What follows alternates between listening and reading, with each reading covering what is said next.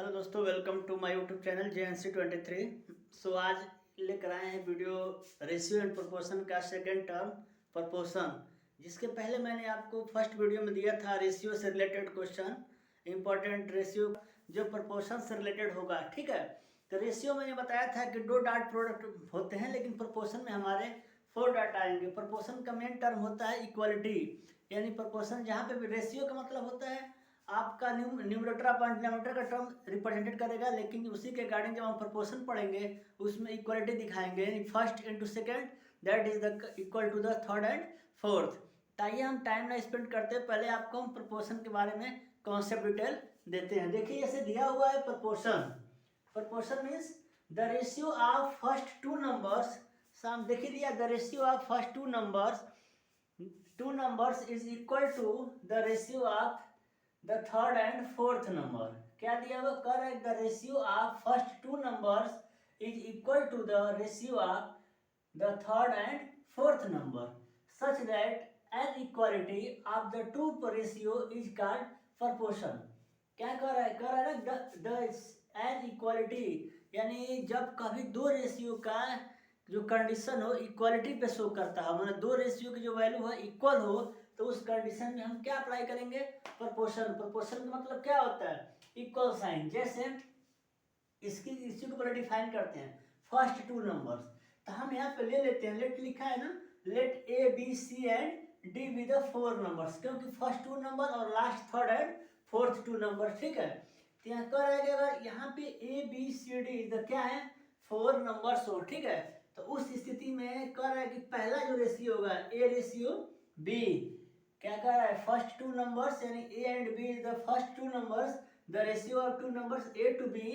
Is equal to the third and fourth, means second C and D. C is the third term, D is the fourth term. तो यहाँ पे क्या दिया हुआ, A ratio B is equal to the C ratio D. मैंने बताया कि जो इक्वालिटी का सिंबल होता है इसको हम कैसे प्रोपोर्शन के टर्म में हम रिप्रेजेंटेड करेंगे, कैसे, ऐसे। ठीक है, और ये जहां पे भी सिंबल दिया रहेगा तो आप समझ लीजिएगा कि क्या है, प्रोपोर्शन का साइन। अगर वही सिर्फ डॉट पॉइंट आपको टू रहेंगे तो आप समझ जाएंगे कि किसका साइन है, रेशियो का। ठीक है,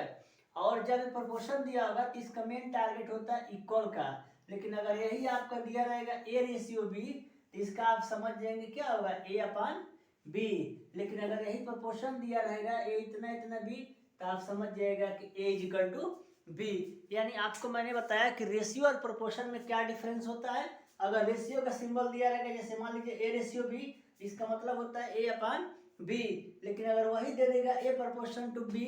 means A equal to B, A upon B equal to C upon D. और यहाँ प्रोपोर्शन दिया है तो ए इक्वल टू बी, तो यानी क्या करेंगे, क्रॉस मल्टीप्लीकेशन होता है इसमें, तो A multiple D is equal to B multiple C. क्या लिखा है, A multiple D equal to B multiple C. तो यहाँ मैंने आपको बताया था कि क्या बोलते हैं इसको, फर्स्ट टर्म। क्या होता है, first term multiple fourth term equal to B आपका सेकेंड टर्म होता है, second term multiple third term. यानी इसको अगर आपको समझना होगा, if A B C and D be four number,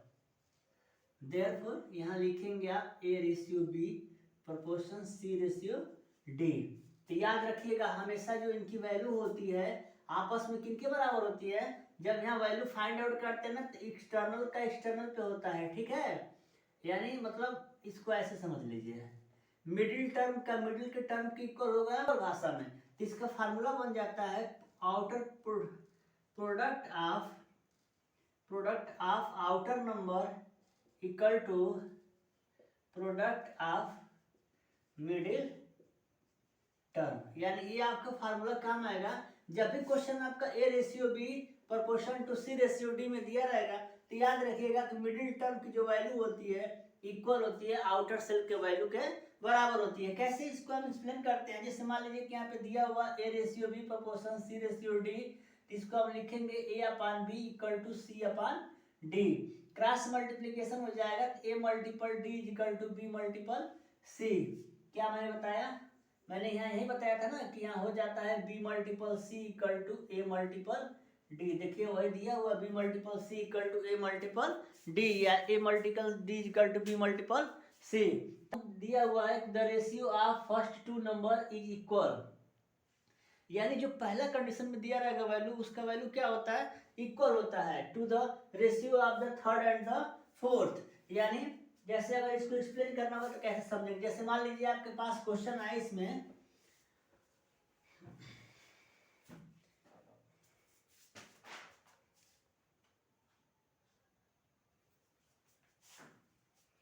जैसे मान लीजिए देखिए क्वेश्चन दिया हुआ कह रहा है ना प्रोपोर्शन के अकॉर्डिंग कि R45 ratio 90 proportion to 3 ratio 6 in proportion. ये क्वेश्चन कर रहा है कि क्या ये जो रेशियो दिया गया है ये प्रोपोर्शन का कंडीशन फॉलो कर रहा है या नहीं। तो मैंने बताया था ना कि सबसे पहले इसमें याद रखिएगा, यहाँ मैंने अगर दिखा देता हूँ फिर दोबारा देखिए। जैसे मान लीजिए मैंने बताया था कि A ratio B proportion C ratio D, तो हम क्या करेंगे, पहले आउटर जो नंबर दिया रहता है ना ए और डी का प्रोडक्ट निकालेंगे, उसके बाद जो मिडिल टर्म दिया रहता है मतलब बी मल्टीपल सी, अगर इसकी वैल्यू अगर इक्वल आ जाए तो हमारा प्रोपोर्शन हो जाएगा। ठीक है, तो आपके क्वेश्चन में क्या दिया हुआ लिखेंगे, given that 45 ratio 90 proportion to 3 ratio 6। तो हम क्या करेंगे, पहले 6 का 45 में, तो यहाँ लिखेंगे 45 मल्टीपल 6 इक्वल टू 90 मल्टीपल 3। तो यहाँ मल्टीप्लाई कराएंगे, 6 5 जा 33 और 6 4 जा 24 और 3 27, और यहाँ मल्टीप्लाई कराएंगे तो 9 3 जा 27। यस, ये क्या हो गया, ये आपस में वैल्यू क्या कर गए, इक्वल हो गए, तो ये क्या हो जाएगा, प्रोपोर्शन हो जाएगा। समझ में आया। क्वेश्चन सबसे पहले आपको प्रोपोर्शन में जो भी दिया रहेगा 4 वैल्यू दिए रहेंगे A B C and D, इसी फार्मूला पे आप रखेंगे, आउटर सेल का प्रोडक्ट निकालेंगे A multiple D equal to B multiple C, और उसी के अकॉर्डिंग हमारा वैल्यू यहाँ दिया है 45 90 3 रेशियो 6, तो 45 का हम 6 में करा देंगे, 90 का 3 में करा देंगे। अगर वैल्यू आपका इक्वल कर जाता है तो रिजल्ट आपका आएगा yes, for this condition will be the satisfied in term of the proportion. Are 30 40 45 60 in proportion, क्या जो दिया गया हमारा कंडीशन है ये प्रोपोर्शन कंडीशन को सेटिस्फाई कर रहा है या नहीं। तो मैंने आपको इसके फार्मूला क्या बताया था, सबसे पहले हम फार्मूला नोट कराते हैं, A ratio B proportion to C ratio D. तो मैंने बताया था कि आउटर सेल का A multiple D equal to B multiple C, यही कंडीशन हम अप्लाई करा देंगे। ठीक है, तो यहाँ कंडीशन में दिया हुआ है गिवन दैट,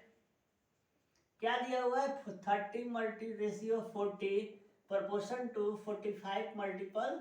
60। तो हम कराएंगे क्या, सबसे पहले आउटर सेल यानी 30 का 60 के साथ 30 मल्टीपल 60 इक्वल टू 40 मल्टीपल 45। ठीक है, अब एक चीज हमेशा याद रखिएगा, जब भी क्वेश्चन आपके सामने इस टाइप का है, तो मैंने बोर्ड में इसके अकॉर्डिंग जब सिंप्लीफिकेशन का क्वेश्चन बताया था तो उसमें कहा था कि कभी भी जब इक्वल बीच में दिया हो, दोनों साइड हम डिवाइड मल्टीपल ऐड सब्ट्रैक्शन, मतलब किसी भी कंडीशन में लेफ्ट की वैल्यू अगर राइट के इक्वल के बराबर अगर कंडीशन में दिया गया है तो उस स्थिति में हम समान संख्या को प्लस माइनस डिवीजन सब्ट्रैक्शन हम कर सकते हैं। तो यहाँ हम क्या कराएंगे, पहले सिंपल फॉर्म में छोटा करेंगे। जैसे मान लीजिए अगर हम 15 से डिवाइड करते हैं तो 15 4 जा 16 और 15 3 जा 45, राइट। ये 0 से आपका 0 कैंसिल हो जाएगा, अब ये 4 से हमारा क्या हो जाएगा 4 कैंसिल, तो क्या आ जाएगा 3 equal to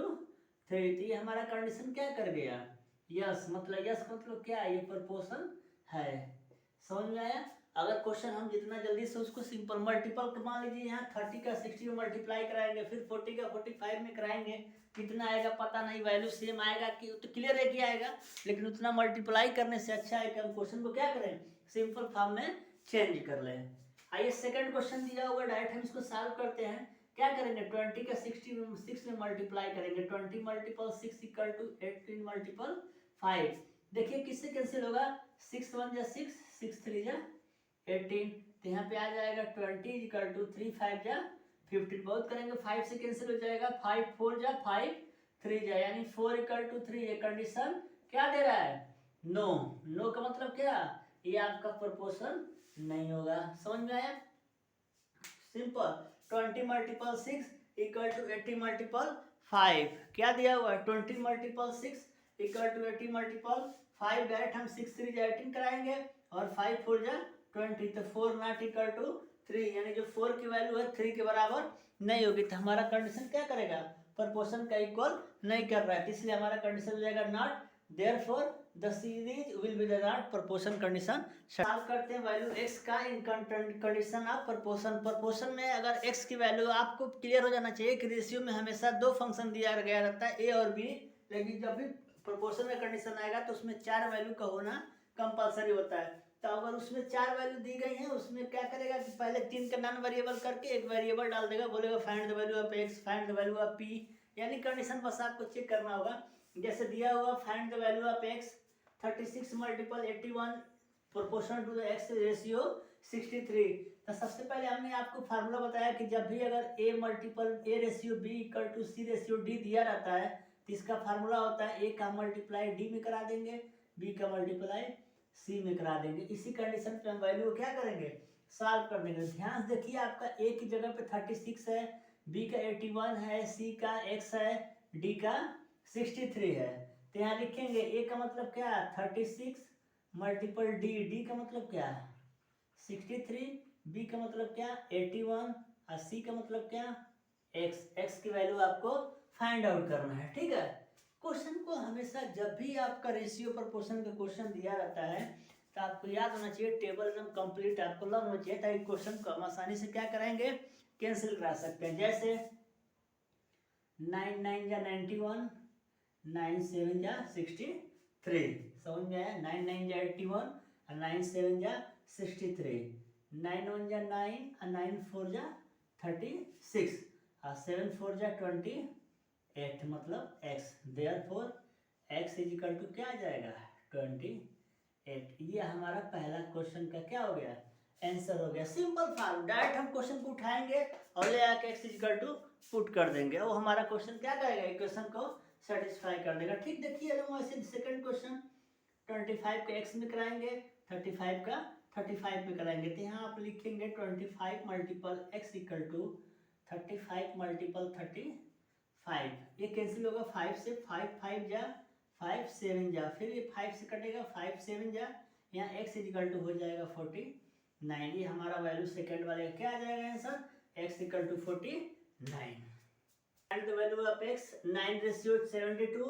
proportion to 12 ratio x next question 8 ratio x proportion to 12 ratio 16 आप जैसे पिछला मैंने क्वेश्चन बताया वैसे इस क्वेश्चन को आप सॉल्व करेंगे ठीक है इसके बाद हम आपको नेक्स्ट टाइप के क्वेश्चन बताते हैं जिसमें आपको ये पता करना होगा कि फंक्शन जो दिया गया है ट्रू है या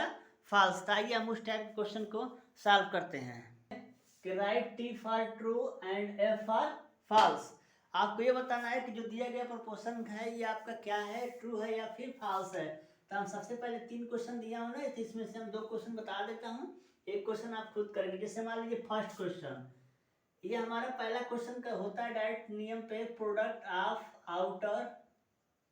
equal to product of middle क्या है मिडिल तो सबसे पहले हम क्या करेंगे प्रोडक्ट ऑफ आउटर में 51 मल्टीपल 102 इक्वल टू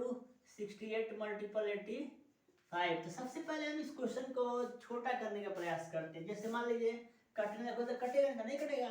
तो क्या होगा 3 से आपको कैंसिल होगा 3 से कटेगा लेकिन ये सब नहीं कटेंगे ठीक है 2 से कट सकता है 2 5 जा 10 2 1 जा 2 2 3 जा 2 4 जा ठीक है आपका 3 से कट सकता है